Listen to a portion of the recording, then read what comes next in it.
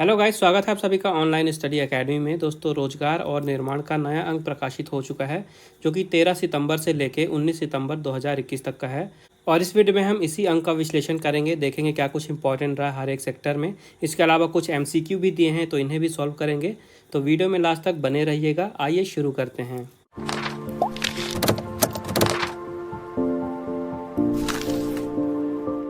तो यहाँ पे फ्रंट पेज पे सबसे पहले न्यूज़ दी गई है कि डेंगू और चिकनगुनिया का जो उपचार है इसको मध्य प्रदेश में आयुष्मान योजना में शामिल कर लिया गया है।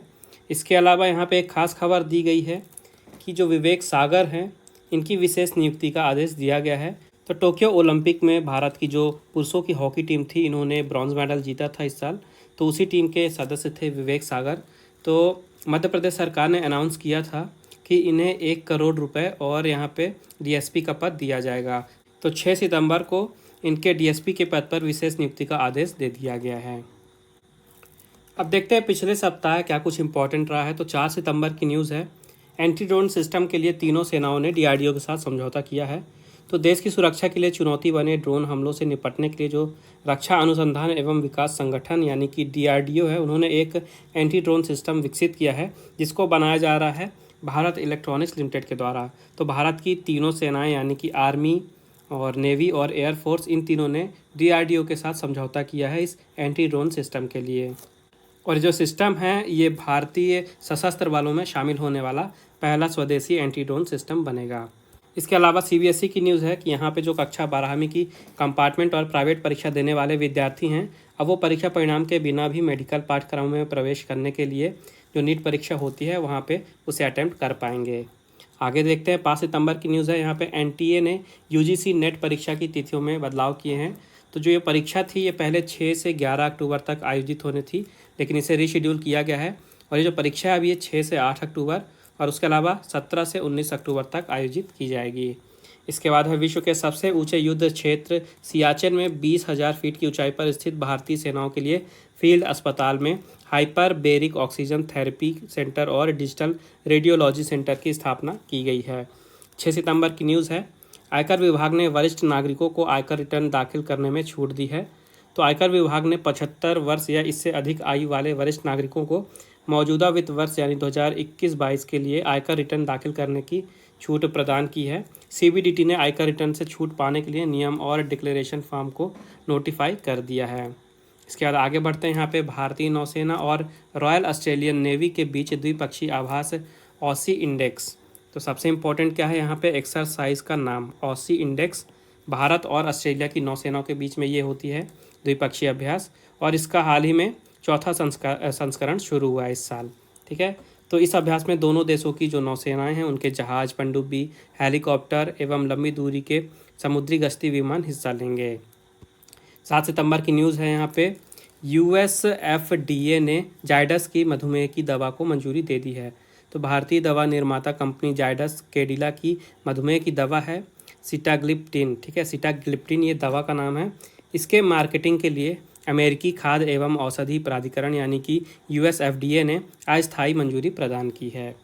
इसके बाद है, बांग्लादेश के सूचना एवं प्रसारण मंत्री डॉक्टर हसन महमूद ने नई दिल्ली स्थित प्रेस क्लब ऑफ इंडिया में बने बंगबंधु मीडिया सेंटर का उद्घाटन किया है।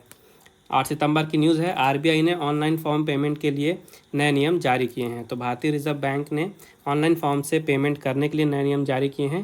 ये जो नियम है ये 1 जनवरी 2022 से लागू होंगे। आरबीआई ने बताया कि ऑनलाइन कार्ड पेमेंट के लिए अब टोकनाइजेशन सिस्टम होगा। नए नियम के तहत कार्ड के जरिए ट्रांजैक्शन में कार्ड जारी करने वाले बैंक या कार्ड नेटवर्क के अलावा अन्य कोई वास्तविक डेटा स्टोर नहीं किया जा सकेगा। इसके आगे अफगानिस्तान की न्यूज़ है। तो रूस के जो राजदूत हैं निकोलाई कुदाशेव, इन्होंने कहा है कि अफगानिस्तान को अपनी ज़मीन का उपयोग किसी दूसरे देश में आतंकवाद फैलाने के लिए नहीं करना चाहिए। उन्होंने कहा है कि अफगानिस्तान में तालिबान के कब्जा के बाद रूस और भारत में भी चिंताएं बढ़ गई हैं आतंकवाद को लेके। तो उन्होंने कहा कि भारत और जो रूस है आतंकवाद के किसी भी खतरे से निपटने के लिए लगातार काम करते रहेंगे सहयोग करके। इसके बाद 9 सितंबर की न्यूज़ है, यहाँ पे एनडीए के जरिए अब महिलाएं भी सेना में शामिल हो सकेंगी भारत में। तो काफ़ी अच्छी न्यूज़ है ये। अगर गर्ल्स आर्मी में डिफेंस में अपना करियर बनाना चाहती हैं तो उनके लिए अच्छी न्यूज़ है। एनडीए के जरिए अब भारतीय महिला भी भर्ती हो सकेंगी सेना में। तो सेना में राष्ट्रीय रक्षा अकादमी यानी कि एनडीए के जरिए पुरुषों की तरह अब महिलाओं की भर्ती भी की जा सकेगी, इसका जो रास्ता है ये पूरी तरह से साफ कर दिया गया है। तो केंद्र सरकार ने महिलाओं को बराबरी दिलाने के लिए ऐतिहासिक निर्णय लिया है और अब महिलाएं भी एनडीए परीक्षा में शामिल हो सकेंगी। आगे यहाँ पे केंद्र सरकार ने वायुसेना के पुराने जहाज़ों की जगह नए परिवहन विमान लाने का कड़ा फैसला किया है। सरकार ने इसके लिए स्पेन के विमानन कंपनी एयरबस से 56C-295 MW विमान खरीदने का निर्णय लिया है। 10 सितंबर की न्यूज़ है यहाँ पे। आयकर रिटर्न दाखिल करने की जो समय सीमा है ये 31 दिसंबर तक बढ़ा दी गई है। इसके बाद है केंद्रीय शिक्षा मंत्री श्री धर्मेंद्र प्रधान जी ने राष्ट्रीय संस्थागत रैंकिंग फ्रेमवर्क द्वारा तैयार की गई इंडिया रैंकिंग 2021 जारी की है। इस अवसर पर शिक्षा मंत्री ने कहा है कि एक मजबूत और रोल मॉडल रैंकिंग फ्रेमवर्क वैश्विक शिक्षा परिदृश्य में भारत का योगदान के रूप में काम करेगा। और इस रैंकिंग में टॉप किसने किया है, तो ओवरऑल कैटेगरी में बात करें तो IIT मद्रास, ठीक है, याद रखिएगा, यहाँ से क्वेश्चन बन सकता है। इस रैंकिंग में IIT मद्रास ने टॉप किया है। इसके बाद यहाँ पे इम्पॉर्टेंट डे की न्यूज़। तो हर साल 15 सितंबर को भारत में मनाया जाता है अभियंता दिवस यानी कि इंजीनियर्स डे। कब मनाया जाता है? 15 सितंबर को, डेट याद रखिएगा। तो M विश्वेश्वरैया जी की याद में ये दिन मनाया जाता है हर साल इंजीनियर्स डे के रूप में। तो ये दिन मनाया क्यों जाता है? तो जो अभियंता होते हैं यानी इंजीनियर हमारे सोसाइटी में, हमारे समाज में और हमारे देश के विकास में इनका जो योगदान होता है उसे सेलिब्रेट करने के लिए, इंजीनियर्स को धन्यवाद देने के लिए ये दिन मनाया जाता है। इसके अलावा M विश्वेश्वरैया जी के बर्थडे के रूप में ये दिन मनाया जाता है इंजीनियर्स डे। तो जो M विश्वेश्वरैया जी हैं इनके बारे में एक पॉइंट याद रखिएगा कि 1955 में इन्हें जो भारत का सर्वोच्च नागरिक सम्मान है भारत रत्न, इससे सम्मानित किया गया था। अब देखते हैं चर्चा में कौन कौन रहे हैं। तो सबसे पहले हैं महमूद अल कोमी, ठीक है। तो ये हवा से पानी बनाने वाला रोबोट इन्होंने बनाया है, महमूद अल कोमी। ये इजिप्ट के 28 वर्षीय इंजीनियर हैं और जो रेगिस्तान में हवा होती है और उस हवा में जो नमी होती है तो आर्टिफिशियल इंटेलिजेंस की मदद से उस नमी को पानी में कन्वर्ट करता है इनका ये बनाया हुआ रोबोट, इसीलिए ये चर्चा में है। तो रोबोट बनाया है महमूद अल कोमी ने और रोबोट का नाम याद रखिएगा, रोबोट का नाम इलू रखा गया है। रोबोट का नाम भी इम्पॉर्टेंट है। इसके बाद है फुयुकी कोनो। तो इन्होंने इंडोर स्काई डाइविंग में विश्व रिकॉर्ड बनाया है। तो जापान के सौतामा में 13 साल की फुयुकी कोनो ने इंडोर स्काई डाइविंग में विश्व रिकॉर्ड बनाया है। उन्होंने 1 मिनट में हवा में 78 फ्रंट स्प्लिट और 60 क्षैतिज चक्कर लगाकर 2 रिकॉर्ड एक साथ बनाए हैं। इसके बाद है बिलीमोरा बघई ट्रेन। तो 8 माह बाद ये दोबारा से शुरू हुई है। गुजरात की 114 वर्ष पुरानी ऐतिहासिक ट्रेन है ये बिलीमोरा बघई ट्रेन, और ये 8 महीने बाद एक बार फिर से शुरू की गई है। ये जो ट्रेन है ये बिलीमोरा को बघई से जोड़ती है और ये सायाजी गायकवाड़ शासनकाल में 1892 में शुरू की गई थी। इसके बाद श्रीलंका की न्यूज़। यहाँ पे 80 साल बाद हाथी के जुड़वा बच्चे जन्मे हैं। तो इससे पहले 1941 में पहली बार हुआ था श्रीलंका के किसी केंद्र में जो हाथी हैं उनके जुड़वा बच्चे हुए थे, और अब 80 वर्ष बाद फिर से यही कारनामा हुआ है। इसके बाद है टिम कुक। तो टिम कुक हैं कौन? सबसे पहले ये जान लीजिए, टिम कुक एप्पल के CEO हैं और ये दुनिया के सबसे सफल CEO बने हैं। एप्पल में लगातार 10 साल से ये CEO बने हुए हैं और अभी कंपनी की वैल्यू को इन्होंने 2 ट्रिलियन की बना दी है कंपनी की वैल्यू। तो इस कारण से ये दुनिया के सबसे सफल CEO बन गए हैं। टिम कुक एप्पल के CEO हैं, ये याद रखिएगा। इसके बाद हैं राजकुमार। तो सितार वादन में इन्होंने विश्व रिकॉर्ड बनाया है। हिमाचल प्रदेश के हमीरपुर के रहने वाले हैं संगीत शिक्षक राजकुमार। इन्होंने सितार वादन में विश्व रिकॉर्ड बनाया है। इन्होंने लगातार 32 घंटे और 34 मिनट तक एक सितार बजाया है। इसके बाद है भारतीय वैज्ञानिकों ने 3 महाविशाल ब्लैक होल खोजे हैं, इस कारण से ये न्यूज़ में हैं। तो 3 वैज्ञानिक कौन से हैं? इनमें से ज्योति यादव, मौसुमी दास और सुधांशु बारवे शामिल हैं। ये वैज्ञानिक के नाम हैं। और ये जो 3 महाविशाल ब्लैक होल खोजे गए हैं ये आपस में जुड़ी गैलेक्सीज में पाए गए हैं। इंडियन इंस्टीट्यूट ऑफ एस्ट्रोफिजिक्स के प्रोफेसर हैं ये तीनों, और इन्होंने फ्रांस के रिसर्चर्स के साथ मिलकर ये जो खोज है ये की है। इसके बाद है साउथ की फेमस अभिनेत्री तमन्ना भाटिया। इन्होंने अपनी एक पुस्तक लॉन्च की है अभी रिसेंट में ही। पुस्तक का नाम याद रखिएगा, बैक टू रूट्स, ठीक है, बैक टू रूट्स, और लिखा है तमन्ना भाटिया ने। इसके बाद है आयुष मंत्रालय की न्यूज़। तो आयुष मंत्रालय ने आयुष आपके द्वार अभियान शुरू किया है। और ये शुरू क्यों किया गया है? तो इसे आज़ादी के अमृत महोत्सव समारोह के एक हिस्से के रूप में शुरू किया गया है। और ये जो अभियान है इसका उद्देश्य 1 वर्ष में 75 लाख घरों में औषधीय पौधों का वितरित करना है। याद रखिएगा, आयुष मंत्रालय ने शुरू किया इसे। इसके बाद है अतुल भट्ट जी। तो RINL के अध्यक्ष और प्रबंध निदेशक नियुक्त हुए हैं अतुल भट्ट जी। RINL यानी कि राष्ट्रीय इस्पात निगम लिमिटेड, तो नए अध्यक्ष और प्रबंध निदेशक बन गए यहाँ के अतुल भट्ट। इसके आगे देखते हैं यहाँ पे हर्षा भूपेंद्र बंगारी, तो ये एग्जिम बैंक की प्रबंध निदेशक नियुक्त हुई हैं। ठीक है, याद रखिएगा, एग्जिम बैंक की प्रबंध निदेशक यानी कि मैनेजिंग डायरेक्टर बन गई हैं नई हर्षा भूपेंद्र बंगारी। इसके बाद हैं SL त्रिपाठी, तो ये यूनाइटेड इंडिया इंश्योरेंस कंपनी के अध्यक्ष और सह प्रबंध निदेशक नियुक्त हुए हैं। ठीक है, सरकार ने SL त्रिपाठी जी को United India insurance company limited का अध्यक्ष सह प्रबंध निदेशक नियुक्त किया है। ये वर्तमान में the new India insurance company में महाप्रबंधक और निदेशक के रूप में नियुक्त हैं। इसके बाद तमिलनाडु की न्यूज़, तो यहाँ पे देश का पहला डुगोंग संरक्षण रिजर्व बनेगा। काफ़ी ज़्यादा इंपॉर्टेंट क्वेश्चन है, पूछ सकता है आपसे कि भारत का पहला डुगोंग संरक्षण रिजर्व कहाँ पे बनेगा, कहाँ पे शुरू किया जाएगा। तो ये तमिलनाडु में शुरू किया जाएगा। ठीक है, ये याद रखिएगा। इसके बाद है डॉक्टर PPK रामाचार्युलू, तो राज्यसभा के ये नए महासचिव नियुक्त हुए हैं डॉक्टर PPK रामाचार्युलू। ठीक है, इनका नाम आपको याद रखना है। तो राज्यसभा के सभापति श्री M वेंकैया नायडू जी ने इन्हें सर्वोच्च पद पर अगले आदेश तक नियुक्त किया है। इसके बाद यहाँ पे कोयला मंत्रालय की न्यूज़, तो टास्क फोर्स और विशेषज्ञ समिति गठित की गई है। कोयला मंत्रालय ने कोयला आधारित हाइड्रोजन उत्पादन के लिए रोड मैप तैयार किए हैं और टास्क फोर्स और विशेषज्ञ समिति का गठन भी किया है। तो जो एक समिति है ये कार्यक्रम की देखरेख करेगी और जो दूसरी विशेषज्ञों द्वारा मंत्रालय का मार्गदर्शन करने के लिए गठित की गई है। आगे यहाँ पे देखते हैं राष्ट्रपति जी से रिलेटेड न्यूज़ है, तो इन्होंने नेवल एविएशन को ध्वज प्रदान किए हैं। तो राष्ट्रपति और भारतीय सशस्त्र बलों के सर्वोच्च कमांडर श्री रामनाथ कोविंद जी ने INS हंस गोवा में भारतीय नेवल एविएशन को ध्वज प्रदान किया है। शांति और युद्ध दोनों में राष्ट्र को दी गई असाधारण सेवा के सम्मान में एक सैन्य इकाई को राष्ट्रपति का ध्वज प्रदान किया जाता है, ये आपको याद रखना है। और दिया किसे गया है, INS हंस को, ये याद रखना है। इसके बाद है कोल इंडिया लिमिटेड से न्यूज़ है, तो इन्होंने स्पेक्ट्रल इन्हांसमेंट सॉफ्टवेयर शुरू किया है। कोयला मंत्रालय के तहत कोल इंडिया लिमिटेड ने स्पेक्ट्रल इन्हांसमेंट नाम का एक नया सॉफ्टवेयर शुरू किया है। यह कोयला अन्वेषण प्रक्रिया के दौरान भूकंपीय सर्वेक्षण का उपयोग करके पृथ्वी की सबसे ऊपरी सतह यानी कि क्रस्ट के नीचे पतले कोयले के निशानों को पहचान करेगा और कोयला संसाधनों के मूल्यांकन में सुधार करने का काम करेगा। तो ये काम होगा इस सॉफ्टवेयर का नाम आपको याद रखना है, स्पेक्ट्रल इन्हांसमेंट। ठीक है, इसके बाद देख लेते हैं कुछ स्मृति शेष। तो फ्रांस के पूर्व फुटबॉलर जीन पियरे, इनका हाल ही में निधन हो गया है 73 वर्ष की आयु में। ठीक है, तो नाम याद रखिएगा, जीन पियरे एडम्स, और ये फ्रांस के फुटबॉलर थे।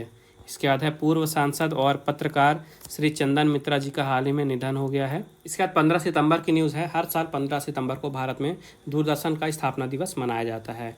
तो 15 सितंबर 1959 को दिल्ली के एक छोटे से ट्रांसमीटर के माध्यम से दूरदर्शन की शुरुआत की गई थी और इसकी शुरुआत की गई थी पूरे भारत भर में मनोरंजन के लिए, उसके अलावा संदेश एवं सूचना प्रसारण के लिए इसकी शुरुआत की गई थी। और हर साल इसी की वर्षगांठ के रूप में 15 सितंबर को दूरदर्शन स्थापना दिवस मनाया जाता है। ये आपको याद रखना है, 15 सितंबर 1959 में शुरुआत की गई थी नई दिल्ली से। उसके अलावा दूरदर्शन का टैगलाइन याद रखिएगा, सत्यम शिवम सुंदरम। काफ़ी बार आपने देखा होगा स्क्रीन पे, टैगलाइन भी इम्पॉर्टेंट है, याद रखिएगा। अब यहाँ पे कुछ इंपॉर्टेंट MCQ दिए हुए हैं। तो सबसे पहले यहाँ पे सामान्य ज्ञान खेल के क्वेश्चन दिए हैं, तो आइए एक एक करके इन्हें सॉल्व करते हैं। लेकिन उससे पहले आप लोगों के लिए एक इन्फॉर्मेशन है। तो काफ़ी लोग कमेंट में पूछते हैं PDF के लिए इसकी, तो PDF आपको जो है तो हमारे टेलीग्राम चैनल पे मिल जाएगी। टेलीग्राम चैनल का लिंक आपको डिस्क्रिप्शन में मिल जाएगा, आप वहाँ पे ज्वाइन कर सकते हैं। इसकी PDF, इसके अलावा इसकी दूसरी मैगज़ीन है, न्यूज़पेपर है, उसकी PDF, जो भी जॉब्स की नोटिफिकेशन आती हैं, सब कुछ आपको एक ही जगह टेलीग्राम पे मिल जाएगा। तो मेक श्योर टेलीग्राम पे ज्वाइन कर लीजिएगा।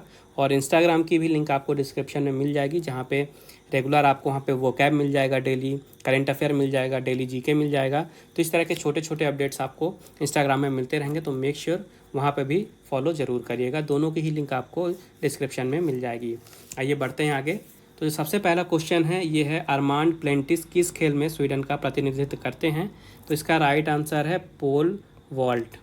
फिर है, टोक्यो ओलंपिक में फुटबॉल में पुरुष वर्ग का स्वर्ण पदक किस देश ने जीता है? तो करंट का ही क्वेश्चन है, काफ़ी इंपॉर्टेंट है, ब्राज़ील ने जीता है।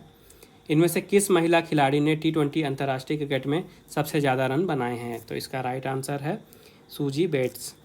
फिर है, मणिका बत्रा किस खेल में भारत का प्रतिनिधित्व करती हैं? तो इसका राइट आंसर है टेबल टेनिस। अर्जेंटीना के फुटबॉलर लियोनेल मेसी ने कितने अंतर्राष्ट्रीय गोल किए हैं? तो इसका राइट आंसर है 76 यानी कि 76। इस वर्ष रॉटरडम ओपन टेनिस टूर्नामेंट में पुरुष एकल वर्ग के चैंपियन कौन बने हैं? तो इसका राइट आंसर हो जाएगा आंद्रे रूबलेव।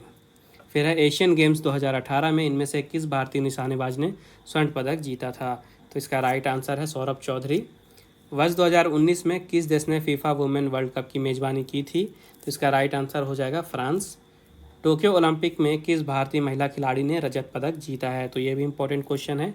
इसका राइट आंसर है मीराबाई चानू।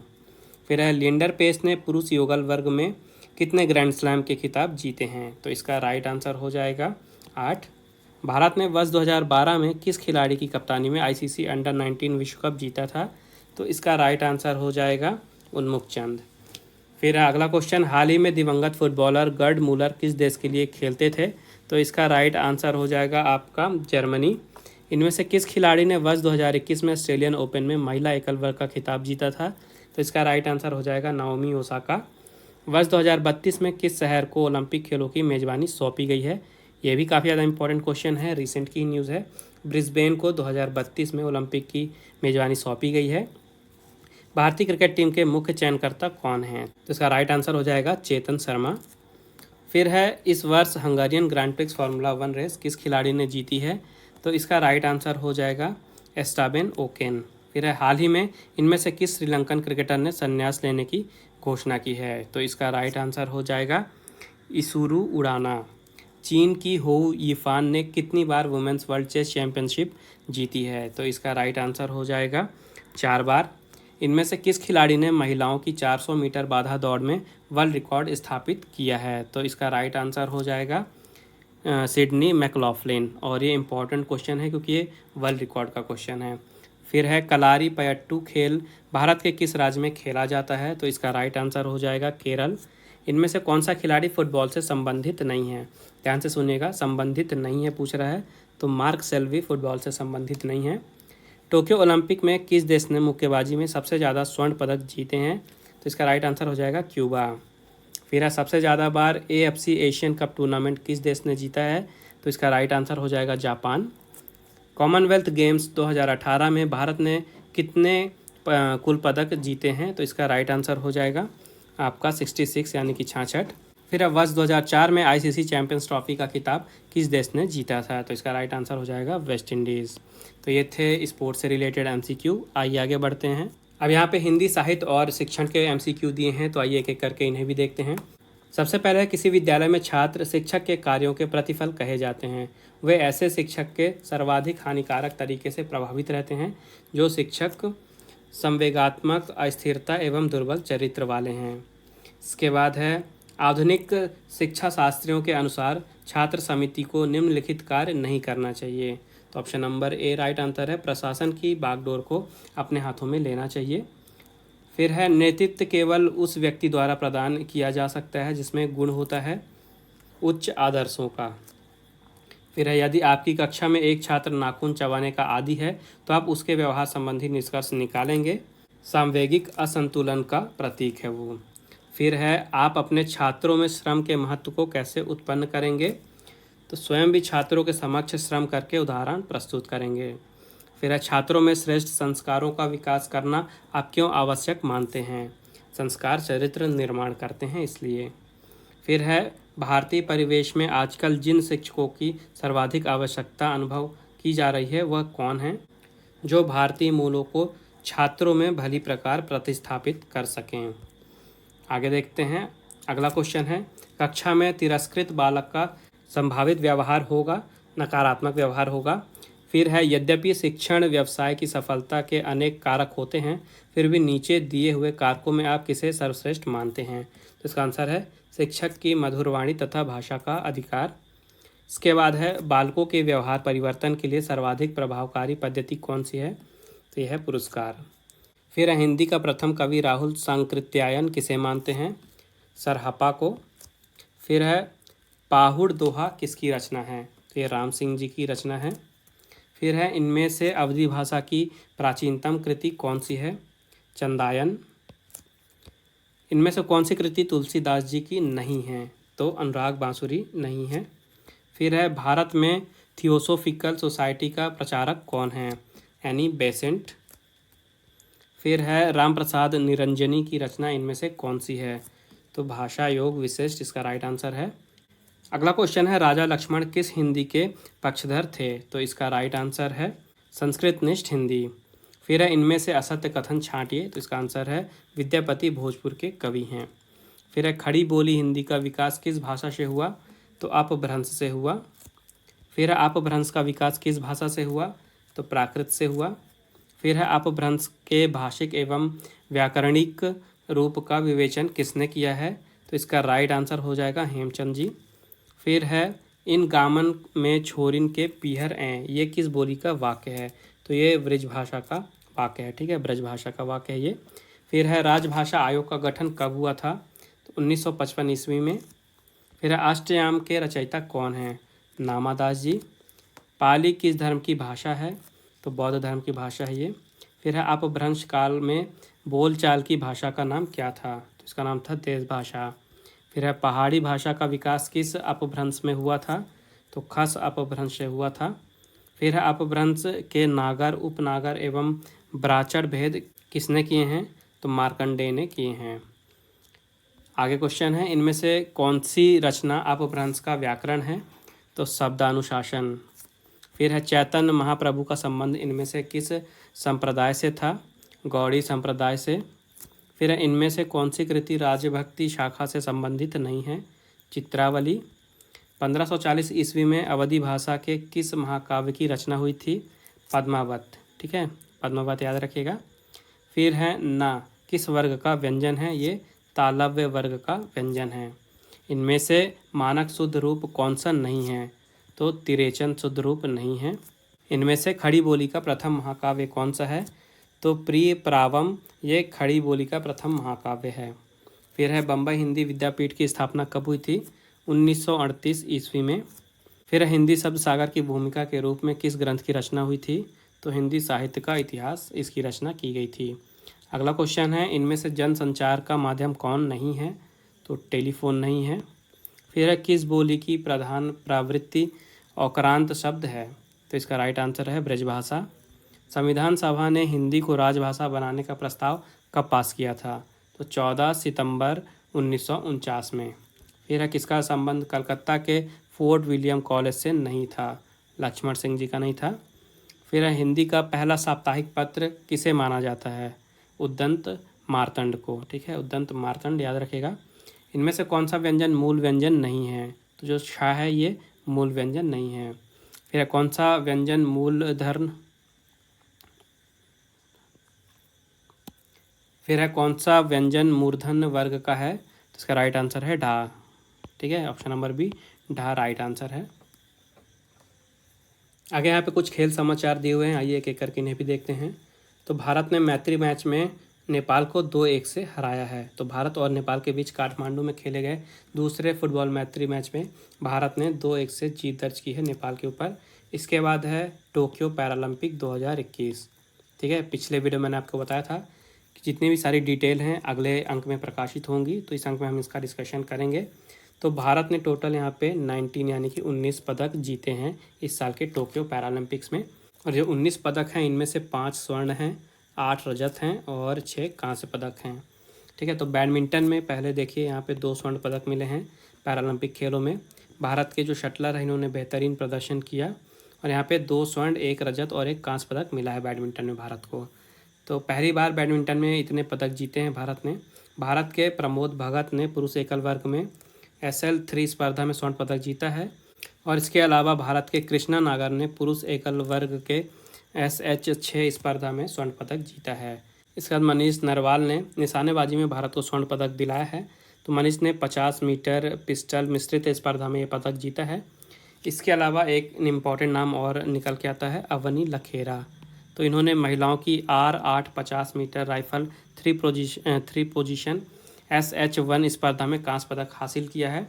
इसके अलावा अवनी जो है ये पैरालंपिक खेलों में 2 पदक जीतने वाली पहली भारतीय महिला खिलाड़ी बन गई हैं।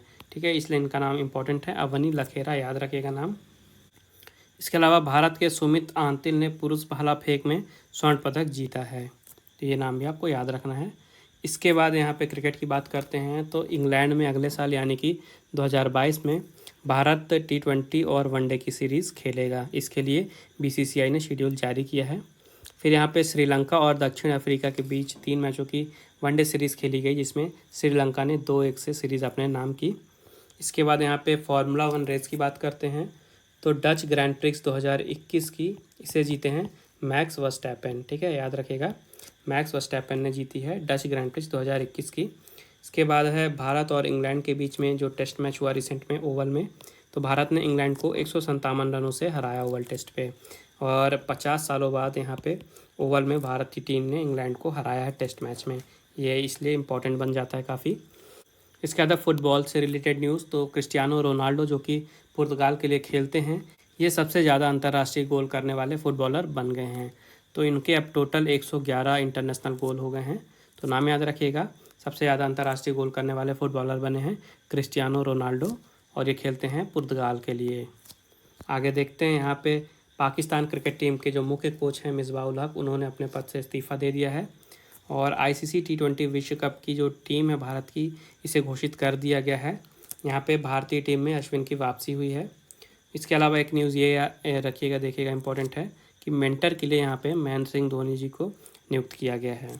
आगे यहाँ पे राष्ट्रमंडल खेलों की न्यूज़ है, तो राष्ट्रमंडल खेलों से जो भारतीय हॉकी टीमें हैं, चाहे पुरुष की हो चाहे महिलाओं की हो, तो यहाँ से भारत नाम अपना वापस ले सकता है। और ऐसा किया क्यों जा रहा है, क्योंकि वर्ष 2022 में एशियाई खेल भी आयोजित होने वाले हैं, जो कि पेरिस ओलंपिक के लिए क्वालिफायर के रूप में काम करेंगे।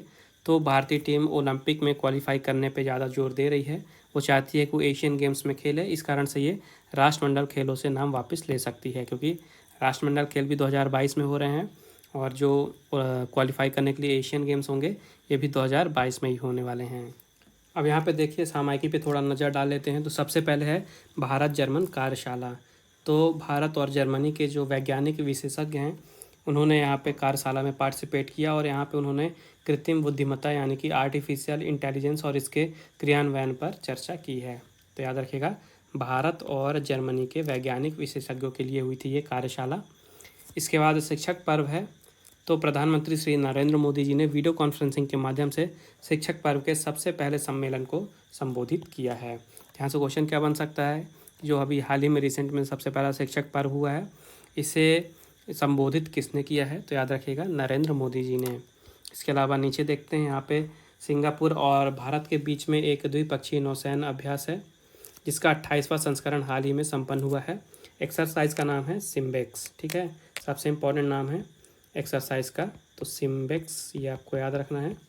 ठीक है, तो सिंगापुर और भारत की नौसेनाओं के बीच ये द्विपक्षीय नौसैन्य अभ्यास होता है, और इस साल 2 से लेकर 4 सितंबर 2021 तक इसका 28वां संस्करण चला है। तो इसे वर्ष 1994 में शुरू किया गया था, और ये जो अभ्यास है ये किसी भी विदेशी नौसेना के साथ भारतीय नौसेना का सबसे लंबा चलने वाला निर्बाध द्विपक्षीय नौसेना अभ्यास है।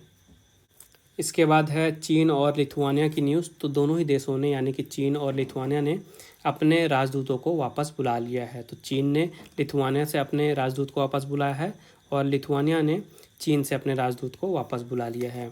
इसके बाद है भारतीय रेलवे की न्यूज़। तो भारतीय रेलवे ने नए AC इकोनॉमी कोच की सेवाएं शुरू की है। सबसे पहले प्रयागराज जयपुर एक्सप्रेस से ये सेवाएं शुरू की गई हैं।